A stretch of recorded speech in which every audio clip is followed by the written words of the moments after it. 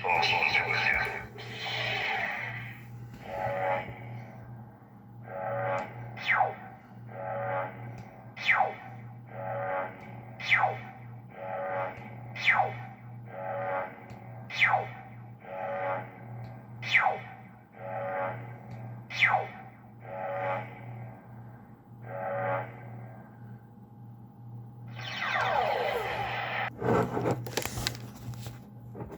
Salut tout le monde, alors on est réunis aujourd'hui pour une nouvelle vidéo, par contre qui est une vidéo hors série, on parlera pas de Warcraft, on parlera pas d'histoire, juste vous présenter deux choses.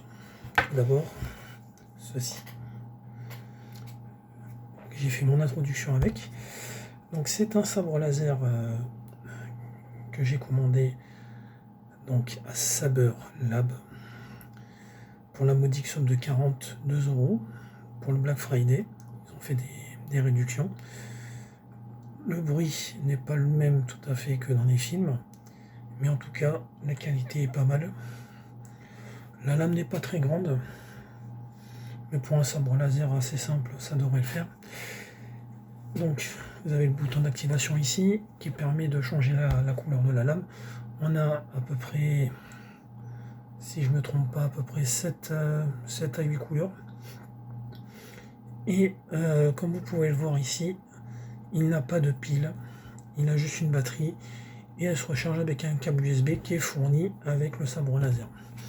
Donc vraiment une bonne affaire pour tous les amateurs de Star Wars qui n'ont pas vraiment un très gros budget et qui voudraient se faire plaisir tout simplement, ou préparer pour le carnaval, pour Mardi Gras ou autre, ou justement pour des conventions ou des trucs comme ça.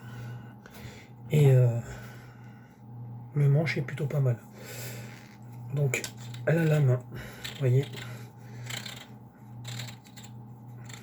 il vous est livré donc comme ça, avec un petit sac à côté avec le câble USB, et il y a une petite clé aussi, parce que je pense que si jamais il y a des soucis, on peut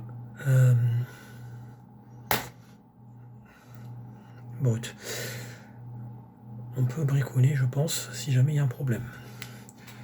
Après la lame, c'est du solide quand même.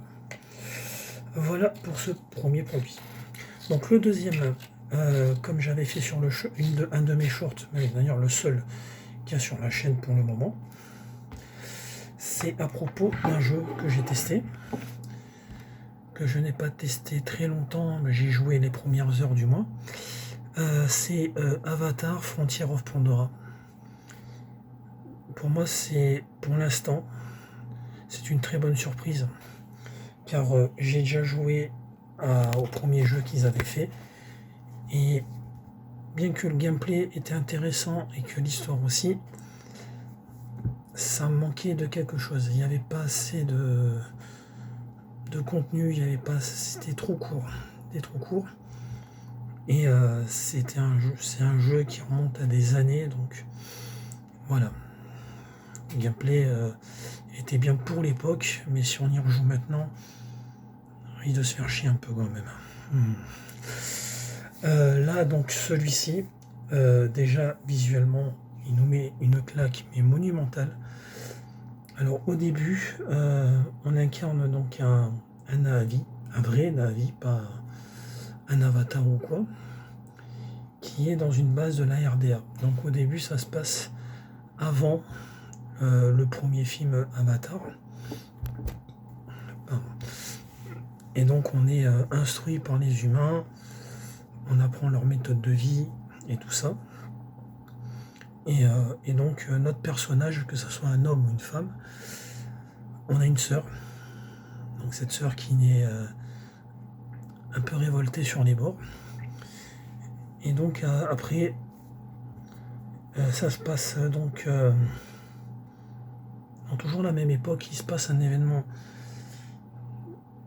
un peu dramatique qui va cimenter l'état d'esprit de notre personnage par la suite. Et donc après cet événement-là, il se passe donc 8 ans, et c'est donc la fin du premier film. Là, on voit que la base est évacuée, que tout le personnel de la RDA doit évacuer Pandora. Donc exactement comme dans le premier film. Et donc il fait mention de Jack Sully, le héros du film. Et voilà. Donc nous, notre personnage ainsi que ceux qui nous accompagnent appartiennent à une tribu. Je ne saurais pas dire, plus dire laquelle, je ne me souviens plus. Mais on est la tribu a une réputation d'homme robuste et courageux. Voilà. Et donc il se passe un autre événement. Donc voilà, à un moment donné qu'on doit évacuer la base. Là, c'est que le début du jeu. Il faut qu'on doit évacuer la base. La RDA va essayer de... comment dire? Je cherche mes mots, encore une fois. Comment dire exterminer toute trace Na'vi. Et bien sûr, quand on est des Na'vi, ils vont essayer de nous tuer. Donc le professeur qui a notre responsabilité, qui nous instruisait et tout ça, toutes les coutumes humaines, vient nous protéger, nous cache à un endroit de la base et on se réveille. Je pense quelques années après, je crois que c'est plus forcément indiqué, mais on retrouve donc la scientifique avec son avatar qui a un petit peu changé, et on retrouve un vrai Na'vi qui nous appelle par le nom de notre tribu. Et c'est ainsi que le jeu commence. L'objectif est de évacuer la base de la RDA, qui est un peu en ruine. Et après, une fois que ça c'est fait, on débarque enfin dans Pandora. On y est déjà dessus, mais là on voit vraiment les forêts, les animaux. On les voit pas tous, mais on voit déjà les plus inoffensifs. Et on voit toute la végétation et tout ça. Et rien que ce moment-là, il est énorme. La qualité graphique, elle est impressionnante. C'est ouf, c'est fou, c'est fou. Alors le style de jeu, c'est un peu comme un FPS. Après, on a la possibilité d'avoir une mitrailleuse ou un truc comme ça. Et après, essentiellement, c'est plus à l'arc. Voilà, c'est du vu à la première personne. Donc on est vraiment dans les yeux du personnage. On est vraiment immergé dedans. Alors pour tous ceux qui ont du mal avec les FPS, ce que je conseillerais, c'est de jouer sur PC. Le problème qu'il y a avec la version PC actuellement, je pense que ça sera corrigé par la suite, il y a des petits bugs d'affichage des fois entre les scènes. C'est-à-dire que les personnages, des fois, avec des textures un petit peu floues, et au bout de quelques secondes, ça se remet. Donc ça, et des fois aussi, il y a le son qui se coupe, les sons d'ambiance qui se coupent. On entend quand même les dialogues quand il y a des dialogues, mais il y a des fois les sons d'ambiance qui se coupent quelques secondes. Alors c'est pas injouable, mais point de vue immersion, ça peut être un peu désagréable. Après, pour tous ceux qui sont à l'aise avec ce genre de jeu, donc avec les FPS, donc pour viser, tirer, être assez réactif pour ne pas se faire tuer en 2 secondes, chose que j'ai fait. Allez-y sur console. Et l'éditeur même a conseillé la version PS5. Donc pour tous les heureux propriétaires de cette console, félicitations. Pour ceux qui ont une Xbox, je pense que le jeu n'est pas trop dégueulasse, au contraire. Ça reste à voir. Je n'ai pas d'Xbox personnellement, donc je pourrais pas dire. Donc voilà, c'était mon avis en toute franchise, en étant gamer et un peu fan de cet univers-là. Et je rappelle donc, pour tous ceux qui sont intéressés, c'est le site Saber, donc S-A-B-E-R, Lab, comme ça se prononce, L-A-B. Le site est en anglais, je pense que ils sont... Enfin bref, le site est en anglais. Je pense que sur vos PC, vous avez tous des traducteurs de pages internet. Et puis, si vous maîtrisez un minimum l'anglais pour passer des commandes et tout ça, allez-y. Après, les prix, par contre, les prix sont en livres et pas en euros. Voilà. Vous voyez les prix en livres, vous rajoutez vous rajoutez un peu. Quand j'ai passé ma commande, je l'ai vu à 36 livres. 36 livres. Donc, ça a fait 42 € et quelques. Je pense avec les frais de port et tout ça. Voilà, c'était tout pour cette vidéo. Je pense que cet avis n'était pas totalement complet au vu de mes heures jouées sur ce jeu, mais en tout cas, ce début d'aventure, même si je joue sur PC personnellement, m'a beaucoup plu. Il m'a beaucoup plu et ce jeu a un énorme potentiel. Une fois que tous les bugs et tous les problèmes sont réglés sur toutes les plateformes. Sur PS5, je sais pas s'il y a des problèmes. Après, je suis pas allé très très loin car moi qui n'ai pas l'habitude de ces jeux-là, voilà, j'ai eu du mal. Mais en tout cas, voilà, je pense que ce jeu va avoir un énorme potentiel. Il a les moyens d'être un très gros jeu. Je voudrais juste glisser un avis personnel dans tout ça qui n'a rien à voir avec Avatar.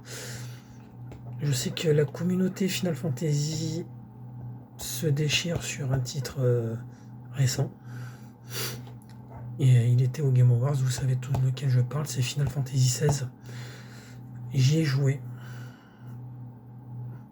de bout en bout, étant un énorme fan de cette licence. Il méritait le jeu de l'année, pour moi. Il a des problèmes, il a des manques. Point de vue RPG, déjà. On n'a pas la possibilité de... L'équipement du personnage n'a pas un réel impact sur la performance du personnage au fur et à mesure.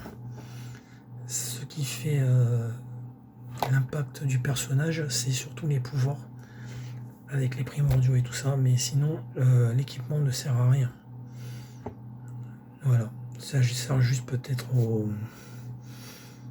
du point de vue cosmétique, donc skin et tout ça, mais ouais, l'équipement ne sert pas à grand chose, pas comme des autres RPG, mais mis à part ça, l'histoire est énorme, les combats sont vraiment fous, c'est vraiment fou, les combats de primordiaux sont tous différents l'un de l'autre, mais dans l'ensemble les combats de boss ils sont gigantesques et ils sont vraiment fous furieux. C'est vraiment, c'était mon premier action RPG que j'ai fait et j'en ne suis pas déçu. Au contraire, je fais partie des défenseurs de ce jeu car je trouve que ce jeu est injustement critiqué. Et je n'ai pas vu les critiques sur le dernier jeu d'Avatar, dont je vous ai donné mon avis. Mais on m'a rapporté que Avatar aussi est injustement critiqué. Alors que la qualité graphique est là, les décors sont vraiment fidèles à ce qu'on connaît de Pandora. Les animaux sont pondus à l'identique, même leur comportement et tout ça. Tout est là, tout est là. Tout ce qui fait Avatar est dans ce jeu. Voilà, et en plus il y a un système de craft sur les équipements, sur les flèches. On peut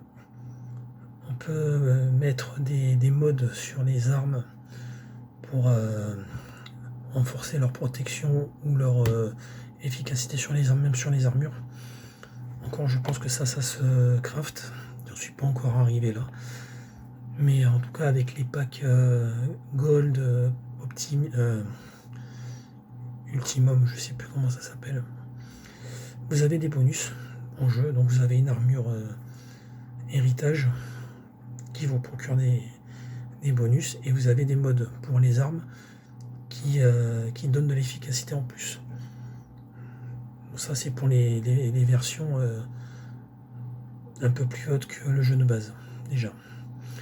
Mais en tout cas, pour moi, ce jeu a un très très gros potentiel, et Final Fantasy XVI était injustement critiqué, et je pense que les 2 DLC qui arrivent, qui ont été annoncés, pourra en tout cas redorer le blason de ce jeu. Et je pense que moi la saga pour moi est loin d'être morte. Certes, le 15 a été un petit peu compliqué. Après, point de vue monde ouvert et tout ça, mais je pense que le problème c'est que ça a été trop. Le monde était trop ouvert et des fois c'était un peu vide. Et je souligne à cet instant précis que c'est mon avis personnel. Voilà. Mais Final Fantasy XV, point de vue gameplay, ça a été aussi quelque chose d'énorme. Donc voilà. Je voudrais juste vous donner le nom d'une chaîne. Si vous êtes passionné par Final Fantasy et que vous voulez vraiment regarder les vidéos d'un vrai passionné, il y en a plusieurs, j'en connais 2, peut-être 3. Je vous les mettrai en description. Allez suivre ces youtubeurs, ils font un travail énorme. Je tiens à les saluer. Donc on a Final Fantasy Historia, qui est ma chaîne préférée, Atomium, qui est vraiment un gars énorme. Je ne connais pas personnellement, mais j'ai suivi quelques-unes de ses vidéos. C'est vraiment quelqu'un d'ultra passionné aussi et très objectif. Donc pour y aller les yeux fermés. Et on a Cephraius. Je ne sais pas si sa chaîne s'appelle comme ça, mais en tout cas, lui sur YouTube se fait appeler comme ça. Et sur Twitch aussi. Donc voilà, les 3 personnes de Final Fantasy de la communauté française à suivre, que je conseille personnellement. Sur ce, cette vidéo se termine. J'espère que mes avis vous ont été utiles. Je vous dis à la prochaine et merci d'avoir regardé.